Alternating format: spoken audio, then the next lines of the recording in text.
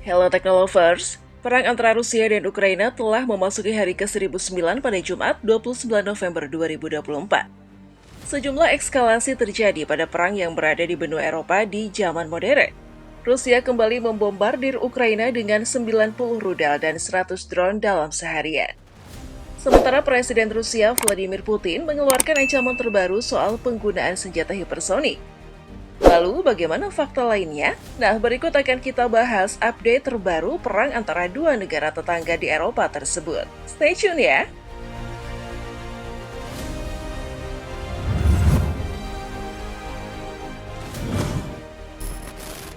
Rusia bombardir 10 kota Ukraina dengan rudal jelajah. Pada Kamis, pasukan Rusia kembali membombardir wilayah Ukraina dengan rudal jelajah. Ledakan terdengar dini hari di kota-kota seperti Odessa, Kropyvnytsky, Kharkiv, Rivne, dan Lutsk. Menurut laporan Reuters, Rusia sangat mengejar infrastruktur energi. Kantor berita Ukraina, Zerkalo Tizhnya, dan Suspil melaporkan bahwa ada serangan rudal jelajah Rusia. Wali kota Kharkiv, Lor Terekov, menuliskan, musuh terus menyerang Kharkiv dengan rudal.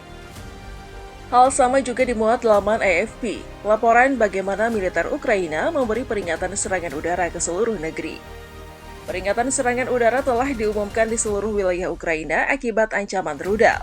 Kata Angkatan Udara Ukraina dalam sebuah pesan di Telegram seraya menyebut ada 10 kota yang ditarget. Serangan rudal terbaru terjadi sehari setelah Presiden terpilih Amerika Serikat, Donald Trump, menunjuk pensiunan Jenderal Keith Kellogg yang setia dan loyalis sebagai utusannya untuk Ukraina. Ia akan bertugas mengakhiri invasi Rusia selama 2,5 tahun. Rusia tembak 90 rudal dan 100 drone. Presiden Ukraina Volodymyr Zelensky membuat pernyataan lain yang menyatakan bahwa dalam serangan kemarin, Rusia menembakkan setidaknya 90 rudal dan 100 drone ke Ukraina. Moskow menggunakan bom klaster atau bom tandan untuk menyerang negara-negara bekas Uni Soviet. Bom-bom ini menimbulkan resiko jangka panjang karena berubah menjadi ranjau udara. Zelensky menyatakan ini adalah eskalasi taktik teroris Rusia yang sangat tercela. Ukraina sendiri menyatakan bahwa mereka telah menjatuhkan 79 rudal dan 35 pesawat tak berawak Rusia. Serangan itu menyebabkan kehilangan listrik bagi 1 juta orang di Ukraina dan suhunya sangat dingin. Intelijen AS ungkap potensi perang nuklir dengan Rusia.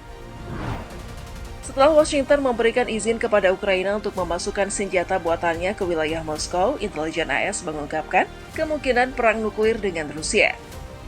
Sumber-sumber tersebut menyatakan bahwa tidak ada kemungkinan perang nuklir antara dua negara tersebut, meskipun Presiden Rusia Vladimir Putin semakin agresif dalam membuat pernyataan terkait senjata berbahaya itu.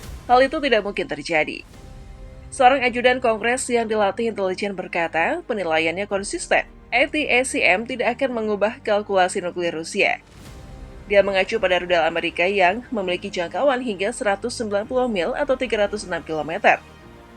Pejabat AS mengatakan laporan intelijen tersebut telah membantu memandu perdebatan yang sering memecah belah selama beberapa bulan terakhir di dalam pemerintahan Presiden Joe Biden tentang apakah pelonggaran pembatasan penggunaan senjata Amerika oleh Ukraina oleh Washington sepadan dengan resiko membuat Putin marah.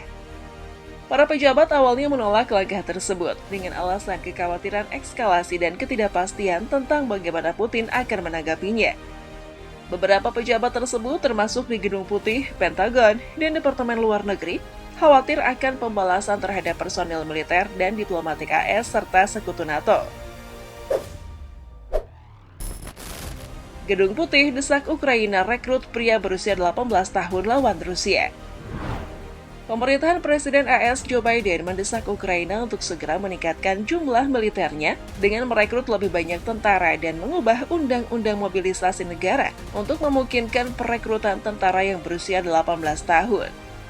Seorang pejabat senior dalam pemerintahan Biden yang berbicara secara anonim selama konsultasi tertutup tersebut mengatakan pada Rabu bahwa pemerintahan Biden ingin menurunkan usia mobilisasi menjadi 18 tahun dari 25 tahun saat ini. Untuk membantu meningkatkan jumlah pria yang siap tempur yang tersedia untuk membantu Ukraina dalam perangnya dengan Rusia yang telah berlangsung hampir 3 tahun.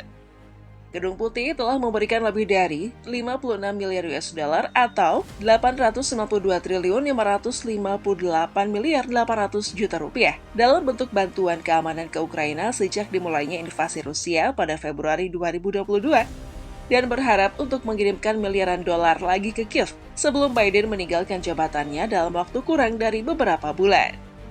Namun seiring dengan waktu yang semakin menipis, Gedung Putih Biden juga mempertajam sudut pandangnya bahwa Ukraina memiliki persenjataan yang dibutuhkannya. Dan kini harus meningkatkan jumlah personilnya secara drastis jika ingin tetap bertempur melawan Rusia. Pejabat tersebut memberitahu AFP bahwa Ukraina percaya mereka membutuhkan sekitar 160.000 pasukan tambahan, tetapi pemerintah AS mungkin lebih banyak lagi. Pembicaraan Ukraina dan Korsel. Saat berkunjung ke Seoul pada hari Rabu, Rustem Umerov, Menteri Pertahanan Ukraina, mengatakan bahwa ia dan Presiden Korea Selatan, Yoon Suk Yeol, telah membahas langkah-langkah bersama untuk meningkatkan keamanan dan stabilitas. Presiden berharap bahwa Seoul dan Kiev akan mengatasi ancaman keamanan yang ditimbulkan oleh kerjasama militer Korea Utara Rusia, termasuk pengiriman pasukan Korea Utara, kata kantor Yoon. Dukungan untuk Ukraina. Pada Rabu, negara-negara Nordik dan Baltik, serta Polandia menyatakan bahwa dalam beberapa bulan mendatang, mereka akan meningkatkan dukungan mereka untuk Ukraina, termasuk untuk industri pertahanan negara itu dan dengan menginvestasikan lebih banyak amunisi.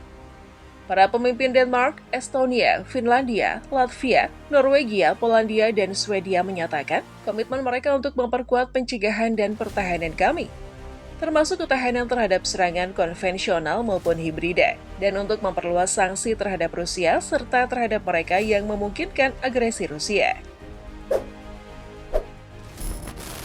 Rusia ancam Jepang. Pada Rabu, Rusia mengatakan bahwa jika AS menempatkan rudal di Jepang, itu akan mengancam keamanan Rusia dan mendorong Moskow untuk bertindak balas. Kantor berita Jepang Kyodo melaporkan bahwa Jepang dan AS bermaksud untuk membuat ancaman militer bersama untuk menghadapi keadaan darurat di Taiwan yang mungkin melibatkan pengerahan rudal. Juru bicara Kementerian Luar Negeri Rusia bahkan menyatakan bahwa Jepang memperburuk keadaan di sekitar Taiwan ini untuk memungkinkan hubungan militer yang diperluas dengan Washington. Rusia alami kekurangan tenaga kerja. Sejak invasi ke Ukraina pada Februari 2022, tingginya perekrutan militer, peningkatan kebutuhan industri pertahanan, dan emigrasi telah menyebabkan kekurangan tenaga kerja yang parah di Rusia.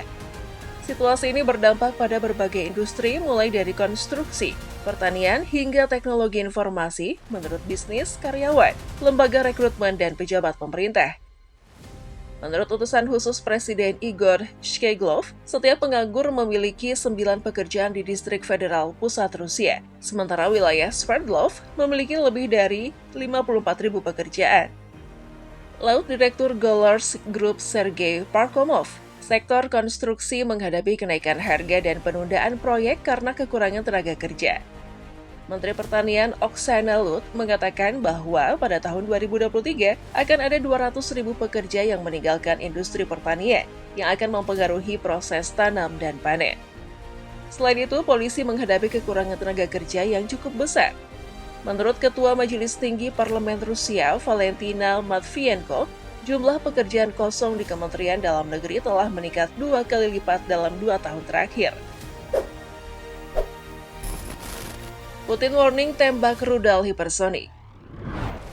Presiden Rusia Vladimir Putin mengeluarkan ancaman akan menyerang pusat-pusat pengambilan keputusan di Kiev, ibu kota Ukraina, dengan rudal hipersonik Rusia yang baru diciptakan. Ini disampaikannya beberapa jam setelah Moskow melakukan serangan ke jaringan listrik Ukraina, menyebabkan 1 juta orang tanpa listrik. Putin menyatakan pemboman baru-baru ini sebagai tanggapan terhadap serangan rudal barat yang dilakukan Ukraina di wilayahnya, menurut AFP. Sebelumnya, AS memberikan izin kepada Rusia untuk menggunakan sistem rudal Tactical Army atau ATACMS dalam perang Ukraina. Sementara Inggris mengizinkan penggunaan rudal Storm Shadow.